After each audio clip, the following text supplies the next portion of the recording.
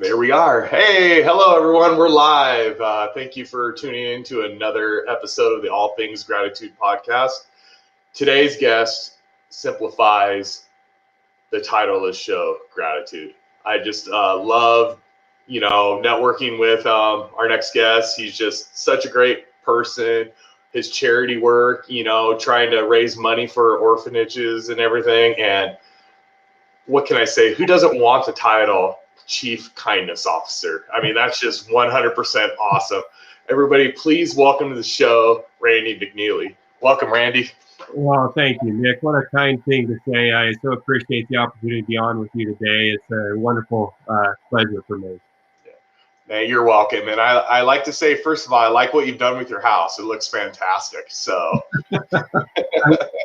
well, it would swear that were my house and that it was my background, but it's a beautiful thing that StreamYard allows us to use. So, absolutely. But like the closet door and the picture of my wife, and yeah, so I could go for the grand piano that's in this picture. My wife would love that. Awesome, man. So that is great. So, hey, Randy, before we get started, tell everybody a little about you and what your mission is. You have an amazing mission with just how you are with people on networking and in life, and some of the organizations that you're doing some charity work for. Well, my ultimate why in life is to spread kindness, right? Especially right now during this all the challenges we've had with the pandemic, and particularly here in the United States with the civil unrest and the divisiveness over the election and all that.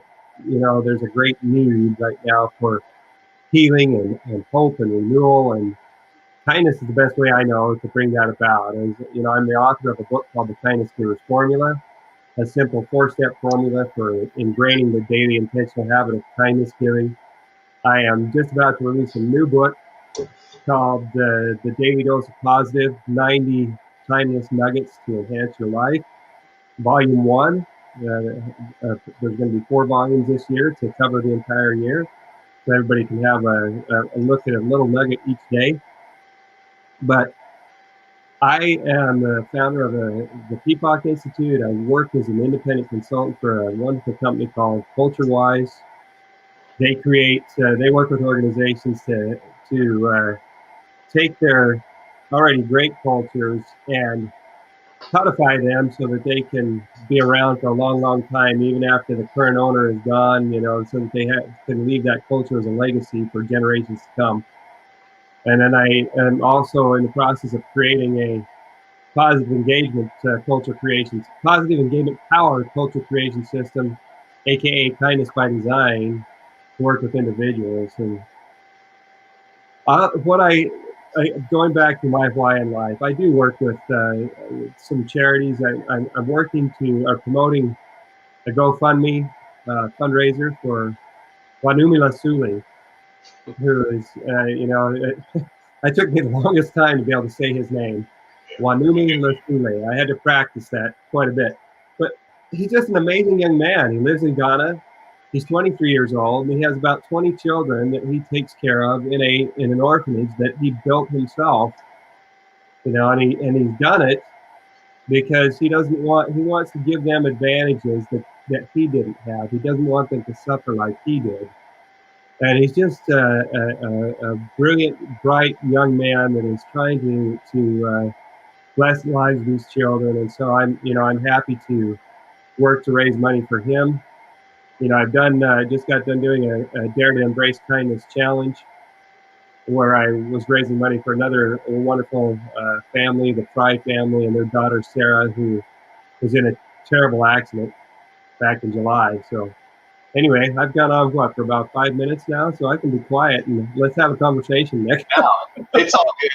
Hey, when the show's over and I repost this, we will put both charities into the GoFundMe things into the comments. That'll be great.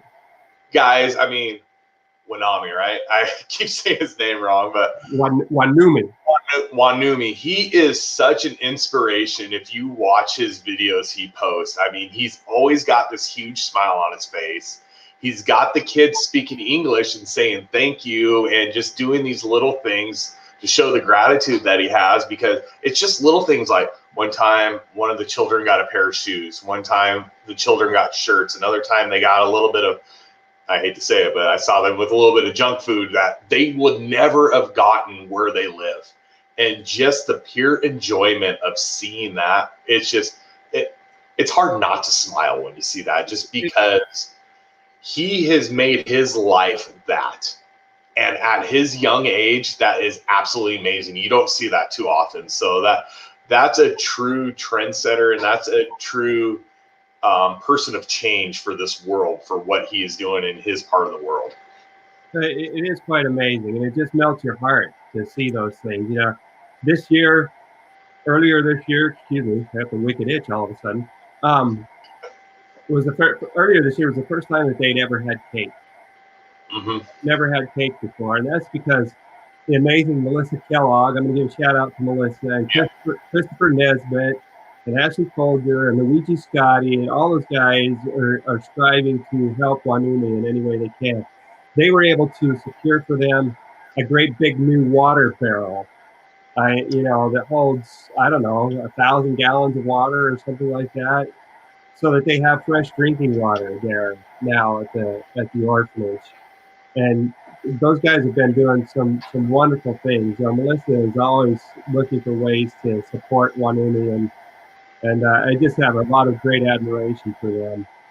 And I mentioned my friend Sarah Fry, and Amy and Greg Fry are her parents. And Sarah was a cheerleader in high school, bubbly, full of life, and her and some of her friends were on the way back from a lake trip, and they got in a hit head on by a drunk driver. Oh, man. And all of them were hurt, but Sarah was hurt the worst. She ended up having a severed spine, so she's paralyzed from the waist down, and her blood circulation got cut off, so she ended up having to have her legs amputated up to just above her thighs. But she is the consummate example of resilience. So it's a wonderful thing to be able to give a little bit to support these guys as I can. That's amazing, Randy. And well, like I said, we'll make sure we put some links in the in the comments. We will put people's profiles in there so they can go visit them too and see what we're talking about, because you're talking about some amazing people, and if people haven't had access to them or seen them, it's a good thing too, because just like you said, adversity, they are winning at it because of how their attitude is and about how they're taking on life, because sometimes it just, unfortunately, it is what it is, and it's either you're going to push forward and succeed, or you're going to choose to fail, and these people are choosing to succeed. Forgive me, Nick, I've got to let my dog out. No problem. Okay. I guess one of my kids must have come and opened the door. She's in here going crazy, trying to get out. So no worries. That's what's great about our podcast, Randy. It is raw, unedited, and unscripted, so you never know what's going to happen. So life, right? My dog's laying next to me. If he starts snoring, everybody's going to hear it, because that dude snores loud. And so I'm trying to kind of push him underneath the desk here. Hey, stay awake. So funny thing is I've got a little Maltese Shih Tzu mix, and she snores like a buzzsaw. She said, you can hear her clear in the other room. You can come walking in. It's like, good grief, what is it? Oh, it's the dog. So our dog used to, our old house in Washington, we had a 2-story home, and our master was on the first floor, and our dog would sleep upstairs, and you could hear him through the floor. It was just unreal. It was just like vibrate. We're like, wow. Well, we know that we're not the only ones who snore. I know I snore like crazy too. Yeah, I'm sure my wife enjoys some nights of sleep between me and the dog, so that's pretty cool. So I feel bad for her.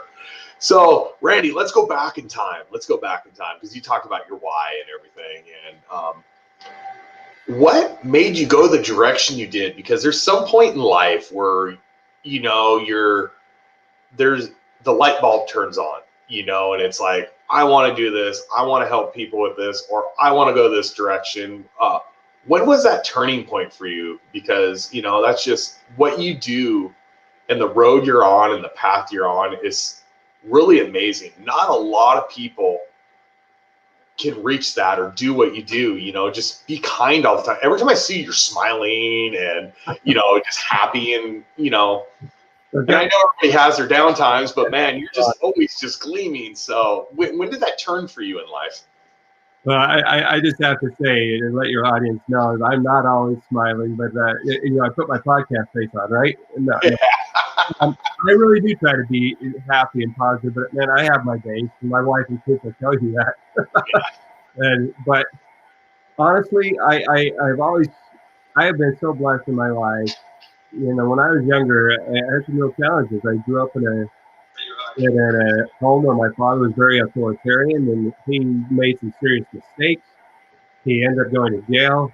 A lot of embarrassment, a lot of baggage and things that went along with that, and then you grow up in a home where there's a lot of criticism and things. It's hard to develop a lot of good self-esteem and things. And I've been fortunate enough that I've had friends who, in spite of what was happening in my family, reached out to me in love. They put their arms around me. They helped me to recognize and realize that, hey, just because things were a little different at my house, that's not necessarily how life is or needs to be. And because of the kindness shown to me, I've always had a soft heart and wanted to help and lift and build others and serve and give. But the thing that changed my trajectory down the path I'm going now really started happening last year. I mean, I've been in information security and cybersecurity for a long time, and I've been a consultant in the healthcare industry for HIPAA and privacy and security for a long time, and I decided to go independent last year. And as I was working towards getting clients and other things like that, all the shootings that happened last summer in Texas and California and other things like that, they really got to me. It really, really, really got to me. And so I was actually in the process at that time of working with my good friend, my partner on my podcast, The Kindness and Happiness Connection, Dr. Ilya Gorgoras, to create a kindness-based reality TV show called The Kindness Hunters. And we had just filmed our sizzle reel to work with to try to get some investors and things like that. And it was right after, right during that time period after the shootings happened, I felt like I needed to do something more. So that's what drove me to write my book, The Kindness Givers Formula. Because honestly, you think, how many of those shootings, how many of those things could have been prevented if the person who perpetrated them had maybe had a little more kindness in their life, maybe had a little bit more love in their life. We don't know. I do know, as part of my book, I asked the question, can kindness stop a bullet? Well, no, it can't. Once it's been fired, kindness isn't going to stop a bullet unless, someone dives in front of it to save somebody else. I guess that's an act of kindness, but you know what I'm saying? It's not going to keep it from doing damage or whatever. The thing is, it can prevent the bullet from being fired in the first place. A great example of that. You remember Columbine? Yes. Back in 1999 or whatever it was, 20-something years ago. There's a story of a young man that was hiding in the library, hiding under the table, and I think it was Dylan Klebold, came walking in, and said, "Who's in here? Who's in here?" And the young man stood up and said, "I'm here." Dylan, it's me, John. What are you gonna do? What are you doing, John or Dylan? Oh, we're just shooting people. That was his very cold response. He says, "Well, are you going to shoot me too?" And he says, "No, I'm not going to shoot you, John. You've been nice to me." Right there. Yeah. He said, "Run, John. Just run. Run now." Mm-hmm. Of course, he ran and saved his life. But you think about that. That's a strong statement. He was nice to him. So, we don't know when some little thing we do might impact somebody's life in a positive way for years to come. The kindness givers formula was written sharing. It's a simple formula. Every day, get up and determine to be kind. Determine I'm going to be a kindness giver today. Every day, take a few minutes to think about who you're going to be with, what you're going to be doing, where you're going to be, and plan for potential opportunities to be kind in those situations. I say plan for potential because, we never know. Our plans can change. They never quite go as desired for most of the time anyway. So plan potential opportunities and then go out and look for and act on opportunities to be kind. They don't have to be big things. We all know that. A simple note of appreciation or a kind word or a smile, holding the door for somebody, or sending a text message telling somebody, hey, I was thinking about you and I really appreciate you. That's particularly useful now. I mean, because of the situation we're in. Do those things, and then the final thing is to invite and encourage other people to do the same thing. Same thing. That's 4 steps. That's the steps in my book. If I were to add one more step, if I were to rewrite or to write a second edition, which I very well may, I would add one more step, and that's reflection. At the end of the day, reflect and record, or reflect and write down the experiences you had with giving kindness and how they impacted you and impacted others. But those things, that's what set me on the trajectory I'm on now. I can't see other people going through challenges without it impacting me, because I love people. Mm-hmm. because people have loved me. Mm-hmm. And I can't help but want to reach out and put my arms around people. If I could, I'd put my arms around the entire world right now and just, give love, just send out love, infuse love, radiate it as much as I could. I'm just one man, but I'm trying to do what I can with what I do. And if I can inspire other people to be kind, and, then they inspire other people to be kind, we can have a domino effect, and we can transform the world. So, well, Randy, in my opinion, you're doing a great job at it, because it's always uplifting every time I see a post or see a video of you, and just you're so kind on posts and how you engage with people. So on my end, I really appreciate it. So and you've been great to me, and we've only really talked in person for the first time, about 3 weeks ago? Yeah. But it started way before then. It was like you didn't have to do that because you didn't know me, but you chose to. And that's what shows a true character of a person. So, I've appreciated that over the months and years. So thank you so much. Well, thank you. It's a blessing to know you, Nick. Isn't this the beautiful thing? LinkedIn, these platforms like this last year, there's some positive things that have come from COVID. I've met so many amazing people.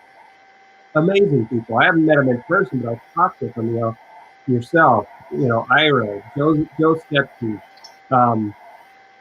Professor Pete, of course, my partner, Edith Revorce, and Tana Apostolopoulos, and Damon Pistolka, and Andrew Deutsch, and Ben Baker, and, the list could go on and on and on. And Kelly Robinson, Craig Wasserman, Rush Johns, so many, dozens and dozens of fantastic people. And it's just, I'm so grateful. All things gratitude. I am grateful for the technology that has enabled me to get to know great people like yourself and so many other wonderful people. Yeah. You just listed a whole group of people that are like my LinkedIn besties. So that's even the best part about it, but we're connected to the same people. And you know what? You're usually connected to the same people for a reason, and we're looking at people who help people, who just show positive energy, who are just out there willing to give some of their time for free to people, and you don't get that trade out of a lot of people a lot, so it's awesome to be able to just, I guess, relate and just be connected with those type of people. It helps me every day, and I'm sure it helps you, because it just rises you up, lifts you up. It's a big strength, and I have to give a shout out to another great man that I've met through LinkedIn is a guy named Sidney Jones. I love Sidney to death. He is a guy that is a consummate extra miler. And when I say extra miler, I mean he goes out of his way to go the extra mile to help people, to lift people, to build people. You know, when in his business, he's always looking for ways to uh, add some extras in every um, project he does. He not only delivers what was required as part of the project, but he's always delivering little extra things that he notices that the customer needs. And I'll tell you what, man, you do those kind of things, your opportunities go up like crazy because people, when they know you, like you, and trust you, when you're willing to make those extra gestures, it wins their heart. It connects, and it builds a powerful relationship of trust. Absolutely. I want to touch on something you said a little earlier, which is, just always like opening a door for somebody or just sending a text out or just something like that. And this goes back to when I first really became my first real manager, big time manager role. And I went into a property, and I remember when I sat down with the director, my first day, Randy, this is my first day, and he goes, "Here's some paperwork. You need to fire this dude." I'm like, I don't even know him, number one. This is my first day at work, So I'm like, what's the problem with him? So I get kind of the background and everything. And he had a lot of other personal issues, which he wasn't talking about. So we sat down and talked a lot. I just talked to him, and he wouldn't say much back, but I'd always say hello to him every morning. Hi, how's it going? The thing that I found out worked so much is I killed him with kindness. Yeah. I killed him with kindness. Then all of a sudden, about 4 or 5 months later, he was just like, "Why are you so nice to me?" I go, "Because you got the potential. You're smart. You got it all. There's just something tearing you down right now, and we're just here to help you."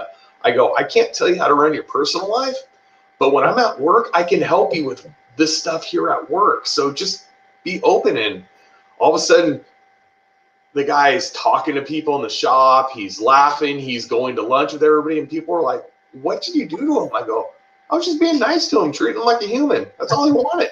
That's all he wanted." Works. Yeah. I mean, I didn't have to do anything really. It was just. This was the guy you were supposed to fire. Yeah. And we ended up not firing him. He was one of my best employees. That's the thing. But the problem is it's not about people not seeing the potential. It's people not understanding other human beings, because the thing is, when I say this a lot, Randy, and I truly mean it, is the problem with leadership now in a lot of businesses is they treat people like numbers, not like humans. And you have to treat them like humans. Once you treat them like humans, it's amazing the efficiencies, the accuracy, how everything changes, and it all comes together and gels. Yeah, it does take some time sometimes when you have a really toxic culture of doing that. But once people feel that they're safe, that their job's protected, that they're actually wanted, and they feel like they're contributing, it's amazing how it's night and day how it changes. So absolutely. I mean, you think about it. Hey, how many of us like to work in places with jerks? No, nobody does. Nobody. And when somebody treats us like garbage, when we're not treated well, I mean, what does that do? How does that help us? What does that do to our loyalty factor? I'll put it that way. Mm-hmm. Our loyalty factor goes out the window. When we're in a situation like that, what are we doing really? We're there at work. We're a warm butt in the seat, and we're constantly thinking, okay, what can I do to get out of here? Every time there's an opportunity, we're looking for other jobs. We're looking for other things to do. Whereas, think about what happens when you have colleagues like you were to this guy that actually care, that actually make you feel like you are human, that they recognize that, you have human needs. The funny thing is, so many businesses, like you're saying, it's almost like they think that there's this little magic portal at the door that when you walk in that door, all of a sudden your human needs are just stripped. You're leaving them there at the door. They're dumped on the threshold. And you come in, and now you are an automaton. You will do everything that we say. You will be the person, the employee that we expect you to be. You know, and the fact of the matter is, like, when we are treated like humans, when we know our voice is important, that what we do is important, when we feel that, you know, when we're made to feel that way, when we feel like we're working with a company that has our best interests at heart, not only, you know, they care about us, they take care of us because they know that when we, as the internal clients, are well taken care of, we're going to take care of their external clients who are then going to turn around and take good care of the company, right? Absolutely. And so it's amazing. It boggles my mind how many leaders don't recognize the fact that if they would just treat their employees better, if they would really take the time to create a caring culture, their company, their business would go through the roof. You know, I worked for a company where, you know, the leader of the department, all it was about spreadsheets and data, spreadsheets, didn't care about anything else. And then when somebody would question it, all of a sudden that position's open now. You know, somebody new is coming in because they wanted people to be sheeps. They just wanted people they wanted to point their finger, tell them what to do, and that's it. And my thought process was, you're paying people, there's a lot of salaries in here that are six figures. You're bringing them in. Why are you telling them what to do? Wasn't the whole point of this position is to bring them in so they can bring new ideas and actually help you execute the plan better? You know, if you didn't want that, then don't hire people at such a high salary and have all this turnover. Just have a handful of people, point your finger, and just do it then, you know. But it never made sense, you know, and it just baffles me because, Randy, the saying is right. Most of the time, I'll put this, probably 95% of the time, people don't leave jobs or companies, they leave bosses or leaders. Yeah. And that's true, but sometimes the companies are just total toxic, so you can't do nothing about that. But majority of the time is the CEOs or even the board of directors or whoever's running the company really doesn't know what's going on below a certain level because they only talk to that level. And if that level keeps pumping everything up like everything's great, they're going to think everything's good, but it's really those people are the issue, not the ones below them. So it's just too bad when you have big companies. I mean, we're talking about companies with, you know, thousands of people where it's impossible for the CEO and everybody to get out to see everybody and meet everybody because, you know, they're multiple states, they're all that. So they really don't know what's going on below them. They really don't, and that's too bad. It's really too bad. Well, it's like when I worked for Lockheed Martin, 140,000 employees, 10 different levels of bureaucracy. I mean, the layer upon layer upon layer of bureaucracy. And really, I mean, you talk about being a number among the herd. Oh yeah. I mean, that's the way it was. That's just the way it was. You were just a number. You were just a cog in the wheels, or a cog in the machine.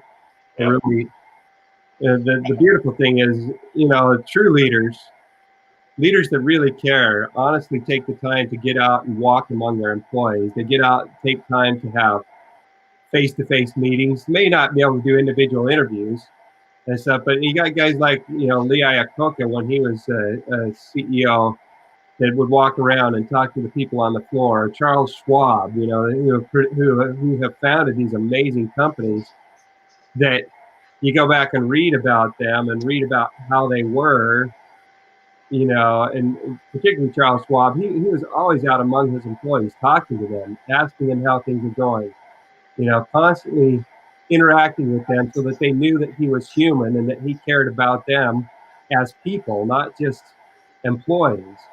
And that today, right now, that capability, that ability to relate to your employees as humans is more important than ever, is more vital than ever. I mean, you got people, because of COVID, they're working in situations where, you know, they're at home, they're used to working in an office, their wife might be home, who's used to working in an office and working away from home. They've got kids that are at home because the schools are closed. It's been a whole. I mean, there's been a whole new level of stress added, Absolutely. like that wasn't there before. That on top of the fact that so many people are under extra stress because they can't see their loved ones Mm-hmm. because they've been isolated from friends and neighbors and being able to get together in groups. Man, I've had my struggles. I'm an extrovert to the hilt. I mean, I like I said, I love people. I love being with people. I love getting out, and I like being face to face and being able to go to dinner and being able to hug and to shake hands and do all those things. And not being able to do that, like it's been really hard at times. I've had my own struggles with that. I'm the same with you. When we started working from home, it drove me nuts. And it wasn't because of being here all the time. Well, you like leaving the house. But then right after that, we just moved here. And we moved here for the outdoor living. Right when we got here and we got in our house, Arizona locked down. Only time they've been locked down, but they locked down for like a month. And so I couldn't go to the office. I only met my team for 4 days before we got sent home. So trying to deal with these people you've never met all virtually now, was a struggle because I'm used to being in person for everything. And then restaurants closed, not being able to go anywhere. And I remember, Randy, when Arizona opened back up and we went out to dinner one night, I was just like, okay, we don't have to go anymore. And my wife looked at me, what? I go, I just hated that somebody told me I couldn't do something. It was just a mindset. It finally got to me. That's all it was a mindset, but that mindset's tough. It's really hard to break through that mindset, and Oh, it is. It absolutely is. It's a tough one. You have to be really mentally strong. You really do, because my whole life I've been able to do whatever I want, to a degree like that. Nobody's ever told me I couldn't go to a store. I couldn't go to a restaurant. I couldn't do this, so it's just an interesting time, and I want to go back to when you said, like Charles Schwab and everything. That is an amazing way to run a business in that aspect of, because it wasn't necessarily him, but I've gone to some conferences before, right when I was getting into management, they always said, be part of your people, be part of your people, be part of the people, get down there. So what I do is when I'm working at a company where, like my manufacturing company, I'll use that as an example that I worked at in Washington, I would block an hour in the morning and an hour in the afternoon to go walk the floor, just to say hi to people, just to pat them on the back, just to give them a fist pump, and you just say little things. Hey, thank you for everything you do. The company really appreciates you. And it's amazing what that turns people's attitudes into when you consistently do those things. And then the CFO and I once a week would walk all the properties, go have lunch, and go walk all the properties just to talk to people. Hey, how's it going over here? Is there anything you need out of us? What can we help out to, increase production for you? Just something, just because, especially at Lockheed Martin, I don't know where you were on the chain there, but you'll get a bunch of people in a room who's usually the board of directors or upper leadership who says, we want to go in this direction. This is how we're going to do it, without talking to the people on the floor to really figure out how we do it. They have an idea of what we need to do, but they don't have an idea of how you do it. Yeah. And that was the big part. That was the big thing for us in the manufacturing company, which, by the way, best company I've ever worked for. I'm going to put that out there. They were just, it was all about, let's talk to the people when we're buying machines. Let's talk to the operators.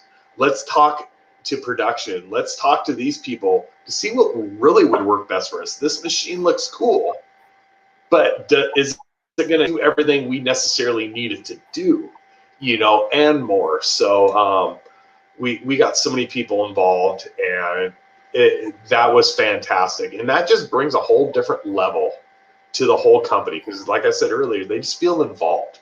That's all they want. They want to feel involved, that they're making a decision to help the company, and the input they put in is helping out the greater cause of the company, so that's what I really try to work on when I'm at places, is being down with people, talking with them, because Randy, they're no better. I'm no better than them. I just have a little more experience in something. We're all humans. That's it. Maybe I can deal with stress better. Maybe I can deal with the political part of a company better than, these people. But like my licensed electrician that I've had at places, they're a licensed electrician. I'm not. They're better at me with what they do, but maybe I'm just better on the political side where I can deal with upper management better. I'm better at delegating things, whatever that is, I'm no different than them. It's just, I'm just in a different position. That's it. We all put our pants on the same way every day, right? What was that? So we all put our pants on the same way every day. Doesn't matter who we are, unless we don't have legs, and then we do whatever we do. Yeah. Not making light of that. I'm just saying, every one of us, it doesn't matter if you're the CEO or the janitor, you all have the same human needs. And you treat everybody the same. Exactly. It doesn't matter. Really, I know some CEOs, some GMs like to be called by their last name. I just go in there and call them by their first name. They kind of look at me. I'm like, we're people. We're humans. I still respect you. I don't have to call you Mr. So-and-so. I can call you Jim. I still respect you. I like my team. If they start calling me boss, I get upset. I'm just like, I'm not boss. Or they're sir. I'm like, listen, I appreciate the gesture and I understand where you're going.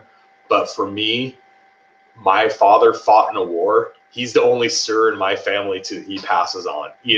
That's all. That's what I tell them. And I go, I respect what you're doing, but my vision of sir, my father fought in a war. He saw some things that a normal person shouldn't see. That's where my respect level of sir goes to. So I just want to be called Nick. Or they can call me a bad name. I don't care. Just don't call me sir, boss. Just don't call me late for dinner, and I'm good, man. It's fine. I don't care. If I'm a jerk that day, you think I'm a jerk, just call me jerk. Do whatever. It's fine. It's so that's how I view things. So people will ask me what I want to become. My full name is Randall. Mm-hmm. And people ask me, what do you prefer, Randall or Randy? And I said, you can call me Randy. This is because honestly, the only time I ever heard my full name, Randall, when I was growing up, was when I was in trouble. So I agree. That's when Nicholas would come out. Randall Dennis McNeely, you get in here. I'm toast. My mom would get the full name out after she said the brother's names, the dog's name, and then finally she would, whatever your name is. I'm Henry Fred. Okay, Nick. It's a good time. So just crazy times. So Randy, I just want to say it's been absolutely a treat having you on, and this is what the best part of the podcast was. Like I told you in our so-called green room beforehand, we're gonna promote you a little bit up front, but after that, our conversations are just gonna go where it leads us to. And do you mind if I plug one more little thing? No, you're going to be able to plug more. Go ahead. Do it, man. Do it, my friend. I don't know if you can see this sign. Yeah, it's pretty good. Look, I like that. It's not. Let me see if I can. It's kindness. Dare to embrace. Dare to embrace kindness. I love that. That's awesome. Embrace kindness. And the color is actually nicer than what is showing up on the screen. But I'm doing a yard sign campaign just in my local area, and in the process of trying to figure out how I can do it across the country. But just in my local area, I've sold about 30 signs so far, and I'm using the proceeds to raise money for our local homeless shelter, as well as, enable me to cover my costs and enable me to continue to make the signs and distribute them. But that whole, be interested in. Well, the whole purpose, the whole reason I'm doing it is the biggest reason I'm doing it is because we need to embrace kindness now more than ever. It's like I've already talked about. Kindness, the beautiful thing about kindness, you can get a daily dose of happiness by giving kindness. Mm-hmm. Dopamine, oxytocin, serotonin, and endorphins. Kindness is the one thing that will give you all of those at the same time. And that's what helps us to feel so happy inside when we do good things. That's a big part of it. Absolutely. I agree 100%. So, Randy, as we're finishing up here, you plugged one of your things, which is fantastic. I was just going to say, where can people find your book? Where can people find you personally? What social media sites you're on, and anything else you'd like to throw out there? They can find The Kindness Givers Formula is on Amazon. My new book, my new book, Daily Dose of Positive, 90 Timeless Nuggets to Enhance Your Life, Volume 1, is going to be coming out next week. They can pre-order it. They'll be able to pre-order it on Amazon by tomorrow, and it'll be out next week. And so that they can actually download the orders. They'll be notified. If they pre-order it, they'll be notified when it's ready. And then the paperback will be available next week. So awesome. And they can reach me on Randy at randymcneely.com. They can, I've got randymcneely.com as my one website, and then also my business website is pepokinstitute.com. It's PEPOK Institute.com. PEPOK stands for Positive Engagement and Economic Power of Kindness. So awesome. Yep. Hey, guys, reach out to Randy. He's a great connection if you're not connected with him right now.